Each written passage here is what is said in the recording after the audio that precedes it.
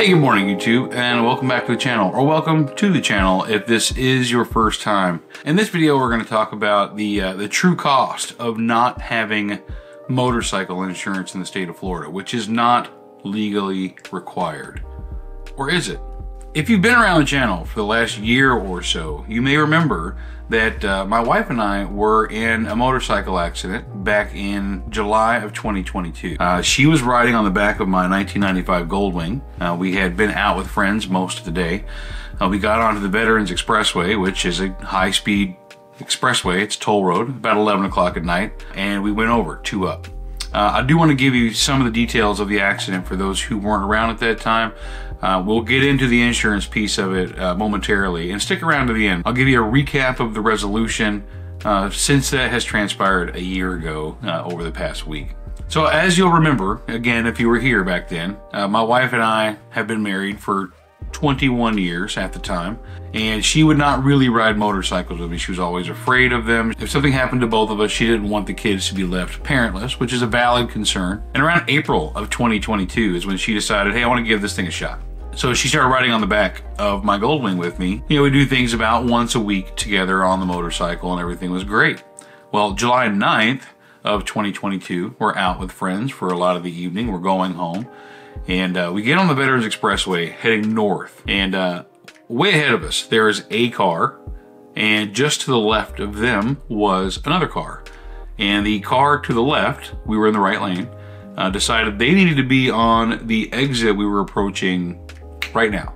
So they swerved way over. That's 3 lanes of traffic, because you had a left lane, well, we were in the middle lane, the right lane, and then the exit. Okay, that caused the car in front of us to slow down a little bit. I didn't slow down at the time. I thought, okay, well, they're far enough ahead where I'm fine. But I looked at the car that was heading off the exit like, what an idiot, right? As we got closer to the exit, that same white car that was on the exit decided, nope, this is not where I need to be. And instead of just jerking over 1 lane to get into the right lane, they came all the way over 2 lanes, got into our lane. That caused the car in front of us, again, they weren't really all that close yet, to slam on their brakes and come to a complete stop on an expressway. Wild, blew my mind. But I'm not blaming this person. Okay, so I'm like, well, I need to slam on my brakes, but let me look for an out. I thought I had an out to the left. As I looked to the left, I noticed a BMW 5 Series coming up very quickly on the left lane. So I didn't have an out to the left. A 1995 Goldwing with original brake lines, when you slam on the brakes, that's not a message to stop, that's a suggestion to slow way down. So when we hit, we were going about 60 miles an hour when I slammed on the brakes. By the time I hit, I was going about 30. I knew that if I hit head on, well, hit directly into the tail, I would A, risk being thrown over the car, onto the car, and B, you know, it would cause extensive damage to the motorcycle. I knew I was going to hit. So I decided to aim for the left rear quarter panel of the car with the right front corner of my bike. It worked. You know, I didn't have any fork damage to the bike, but it did throw us immediately over to the left. Bike skidded for a little bit. We got thrown off. We're on expressway. Our first thought is scared to death because we didn't know what kind of traffic was coming up behind us. Thankfully, everybody saw this going down. The whole accident took place in about, I don't know, 10 seconds or less. It was very quick. Everything transpired very quickly. Thankfully, everybody saw what was going on, so they were able to stop, slow down. The person who really caused this accident, the white car that was swerving in and out and made the person in front of us come to a complete stop, they drifted over onto the Gore area. If you're not familiar with what the Gore area is, it's the long triangular piece of a freeway or expressway as you merge onto or off of that expressway. They were over there, they opened the door, looked back. I got up, I started walking towards the white car. I could not read the license plate. It was 11 o'clock at night, like I said, and they were still a little bit far away for me to see that. She noticed that I was coming, closed the door, took off. A car behind us said, we got them. They took off, never saw either one of them again. We made sure, so the driver of the car that I hit got out. We made sure each other were okay. Neither one of us were angry with each other because I understood that this guy was not really at fault. I mean, maybe coming to a complete stop was a little excessive, but again, he didn't know how to react to what was going on. The cop showed up, even Even the Florida Highway Patrol officer said, based on your story and his story, it sounds like the driver of this third vehicle is really at fault, but since they're not here, I can't cite them. So I automatically got the citation for careless driving, not reckless driving, careless driving. That's a 3-point citation, or you can take a class to have that not show up on the license. I'm pretty upset about it. I contacted an attorney immediately. I'm not going to get too much into that part of the story. About a month later, I did record the next section of the video you're about to watch. I was on my wife's Honda Shadow, which we had just picked up about a month and a half prior to that. We were going to get new tires. And I really laid out a lot of what was going on. With all that said, keep in mind that it's not legally required to have motorcycle insurance in the state of Florida. Kind of. The way the law reads is that it's not legally required to have insurance to register your motorcycle in the state of Florida. For an untrained person, the average Joe, average Mike, you're going to read that as, okay, you don't have to have insurance. And this Goldwing, I paid $2,250 for this Goldwing. So in my mind, it's like, well, I don't really need insurance. I'm not trying to replace this thing. I made this video on August 7th of last year in the midst of some things that were going on. And as I was editing that video, I thought to myself, don't include this yet. So I waited, been sitting on this 13-minute section of video until this week. And I want to share this story with you because I know there are a lot of people out there who think they don't have to have insurance because they've misinterpreted, just the same as I did. There are people that we all know in the motorcycle community who actively talk about not having to have motorcycle insurance, but it's a very costly mistake not to do it. Extremely costly. It's not worth the risk of the things that I went through and am still going through. Watch this section of video. It's about 13 minutes. It's fresh after the accident. It's about a month. It's a little less than a month.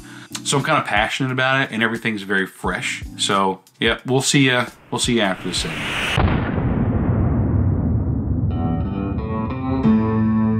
All right, let's get on down to Eboard, and I'll share a little story with you guys about this week. And this has been a really hard week for me. Really hard week. If you're in the Discord I put more details in Shade Tree's Discord than I did my own Discord. By the way, I do have a Discord. It's fairly active. I mean, I've got some active members. There's probably 20 or so people in there. But I shared more details in Josh's Discord because, well, the big deal is that he's got a lot more people in there because I wanted to share the information with more people. To something that he's claimed a lot in his videos. I wanted to address that directly. Alright, so why has my week been so hard? So it's pretty common knowledge that insurance is not required on motorcycles in the state of Florida. You can look it up. You can look up the law in Florida, and the way it's worded is any vehicle with 4 or more wheels must be insured at the time of registration, yada yada. To further support that, I mean, like I said, it's everywhere. You just know that it's true. To further support that, back when I bought my Royal Enfield, I did put a little down payment and I financed the remainder. I had banks come back with different offers, and one of the offers, or the offer that I accepted, they said, you buy a car or a motorcycle and you have to show proof of insurance before you can ride away with it or drive away with it. The finance company for the Royal Enfield didn't require it. They said, no, insurance isn't required in Florida, so, whatever. Here's your loan. Here's your keys. Have a good day. And I did have insurance on that bike, and that was primarily for, because it's brand new. I'm like, I'll put insurance on it, put in case, whatever. When we got in our accident, I knew, I was aware I didn't have insurance. And in my head, I'm thinking, fuck, man, well, worst case scenario, I have, out-of-pocket cost for this guy's car, which, I messed up the quarter panel and the bumper and tail light, ultimately. Surprisingly, no damage to his trunk. I don't know how that happened, but that's just how it was. But then I get back home, over the next several days and weeks, I'm reading more about it, and since Florida is a no-fault state, what that means is My insurance pays for my damages. Your insurance pays for your damages. It means that my insurance is not paying for both vehicles in that case. So I thought, okay, well, if this is the case, then I don't really have anything to worry about because he had insurance and I'm not making any claims on my motorcycle, so it is what it is. So I'm happy-go-lucky. Tuesday, this past Tuesday, so August 2nd rolls around, I get a notice in the mail from FLHSMV. I'm probably messing up the letters there. Florida Highway Safety Motor Vehicle Division, that I have to provide this document to the state and pay a security deposit against damages. If I don't, my license will be suspended on the 12th. Now, they gave me 3 options on this form, right, to clear my name. 3 options. The first option, if you actually did have insurance, prove it. Okay, well, I can't do that because I didn't have it. The second option was, hey, we've included this form that you can ask the party to release you from all liability, but you have to certified mail it. Okay, the deadline to cure this problem is August 12th, and I received this on the 2nd. This is at night on the 2nd, so I'm like, okay. And inside that option, it says, well, if it comes back to you as undeliverable, bring the sealed undeliverable envelope down with you, and you will have a significantly reduced security deposit. I don't know if you guys work with certified mail often or not. I do on a monthly basis for my job. And we send 30 to 40 certified letters out a month, and weeks later they will come back undeliverable. So I don't have a realistic time frame from the state. Before the 12th, if I certified mail those on the 3rd, it's not coming back to me undeliverable before the 12th so I can clear my name. So that leaves option 3 only, which is provide the form to the state. It's an insurance form, which I have,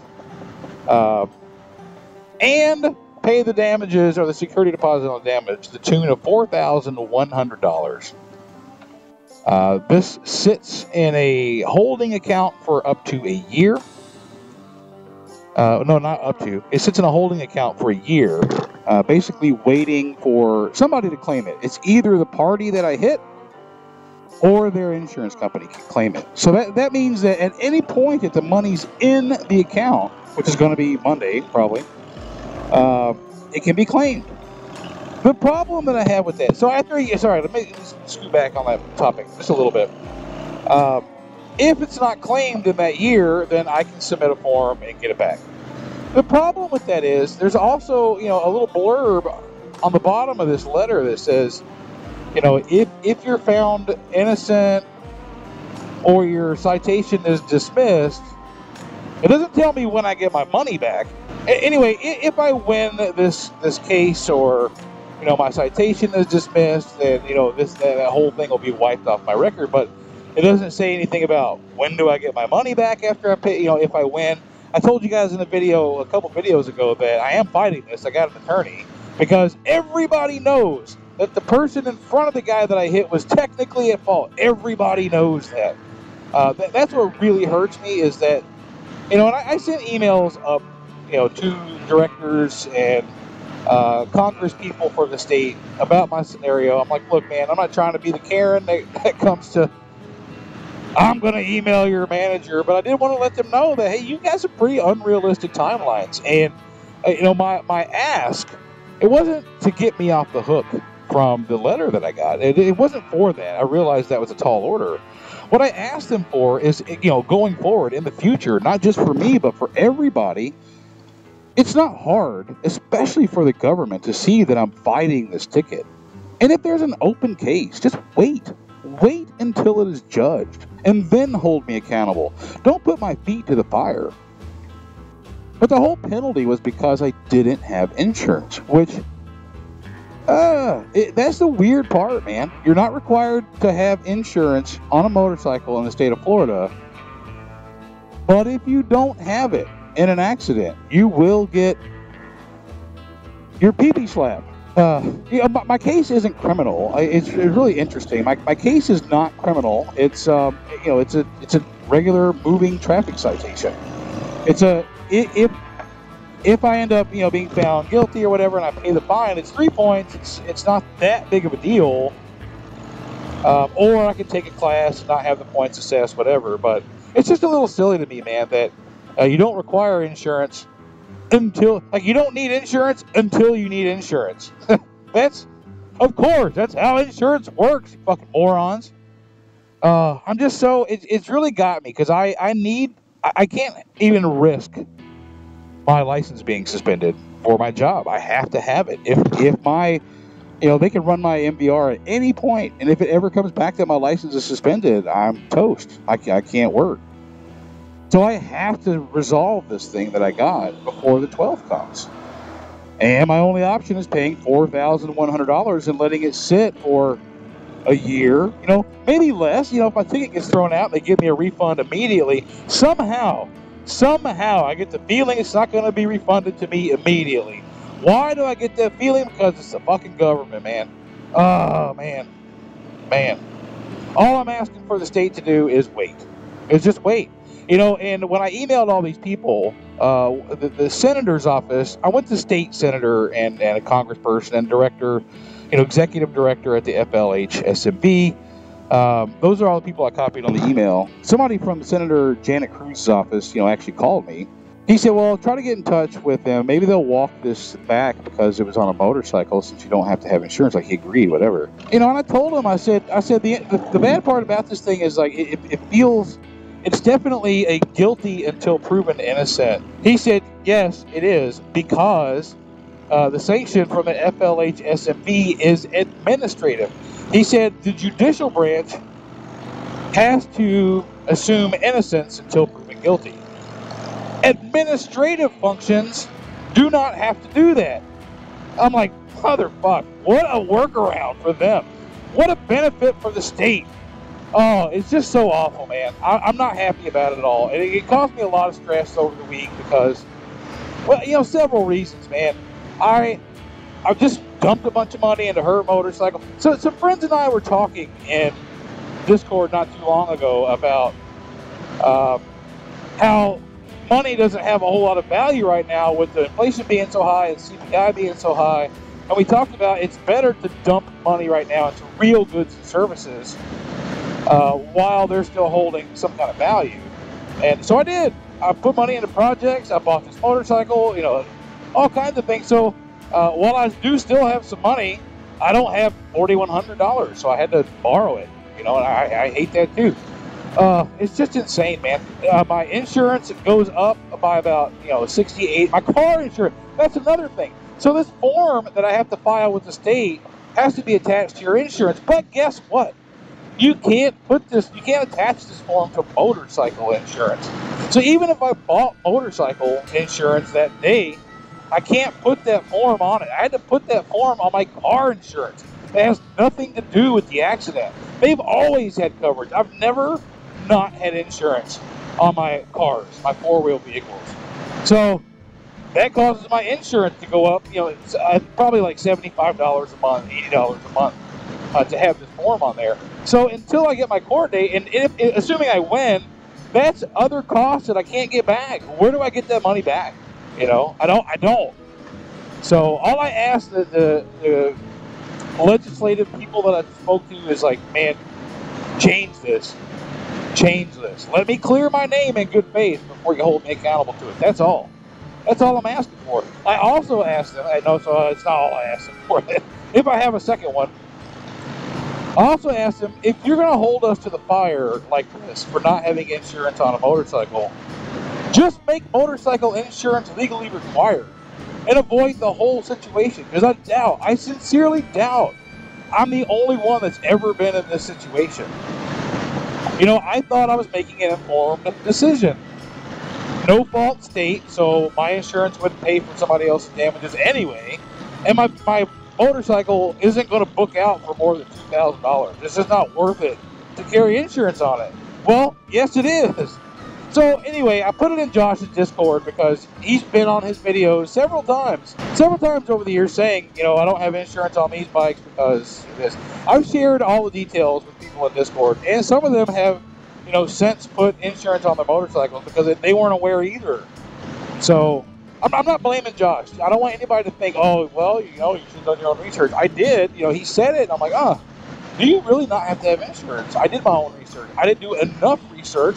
That's on me. But I did my own research.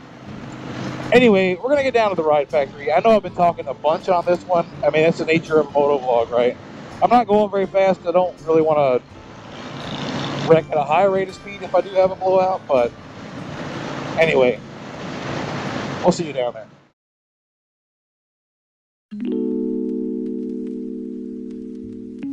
All right, so what do you think about that? Let's talk a little bit about the monetary recap of this past year. So the day after I edited this video or shot this video, I went down to, I had to get a loan for this thing, like I said. You know, I wasn't sure what to do. I just spent a bunch of money on some things, and we're in a much better financial position now, but at the time I was really kind of thrown off. So I took out a personal loan.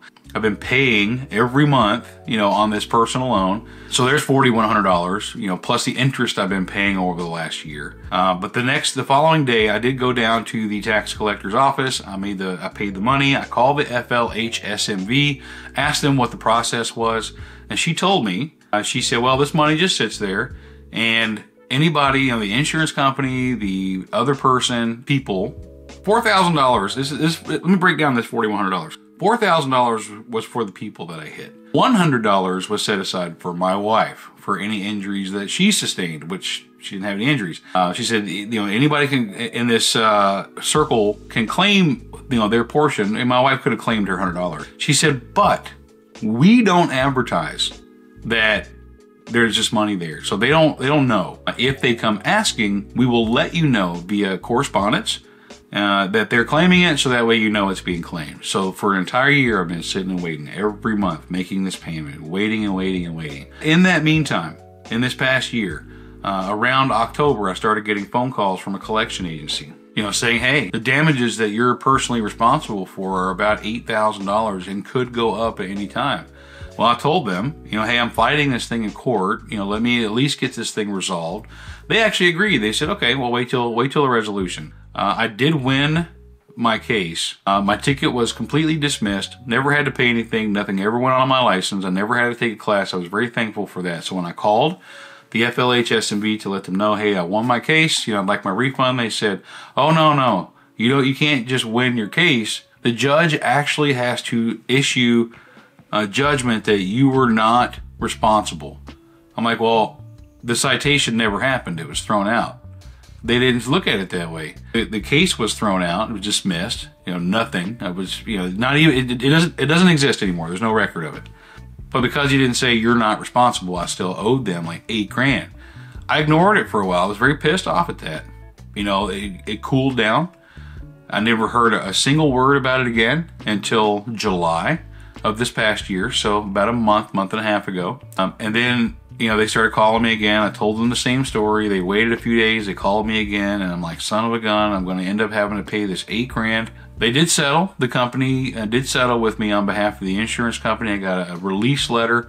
I settled for $2,000 instead of $8,000. But there's another $2,000 out of my pocket. Now that $2,000 I will never get back. You know, I paid that out of pocket. It's settled. It's done. So about a week ago, I noticed that there's a new letter from the FLHSMV in my inbox on their website. I decided to go check because it's been after a year. Sure enough, I was getting that $4,100 back. All I had to do was, you know, sign a document and send that over, and I got the check back for $4,100 on Saturday. I deposited that. It was made available to use today. I paid off that loan completely with a little bit, you know, left over because I've been paying on it for a year. So that's now over. What's not over is the fact that I still have this SR22 attached to my motor vehicle record for 2 more years. That was a 3-year sanction. That SR22 goes on to my car insurance, as I talked about in the video, which to me makes no sense because motorcycle insurance is still not legally required in Florida. SR22s cannot go on motorcycle insurance, so it has to be attached to my car insurance. which drives my premiums, you know, a lot higher. And my insurance was raised several months ago because that's just how the insurance companies work. I can't shop around for other insurance in the meantime because not a lot of companies out there will do an SR22. So I'm kind of screwed on the insurance portion of it by a large margin because they got me by the balls. I have to have my SR22 attached. I cannot shop insurance for 2 years, and my insurance raised by over 60% in the last few months. They got me. So this is a very expensive decision not to have motorcycle insurance. And the very sickening thing to me was I made the conscious decision not to have insurance on that motorcycle. I had insurance on the Triumph at the time. When I learned that I needed to have insurance because of this debacle, I added the Goldwing. And when I added the Goldwing to my Triumph policy, my insurance premium went down several $100s. So it actually saved me money. That was a multi-bike discount, but stupid me. Stupid me for not putting insurance on. Pay the extra expense. I think insurance is a lot like taxes in that it's kind of scammy. The government, for now, is a lot more powerful than we are. And if you take that risk, you may pay the price for it. So anyway, I appreciate you coming along for this one. I hope this helps somebody out there. Don't be like me. Get the insurance on the bikes. It's not worth it. And yeah, until next time, we'll see you later.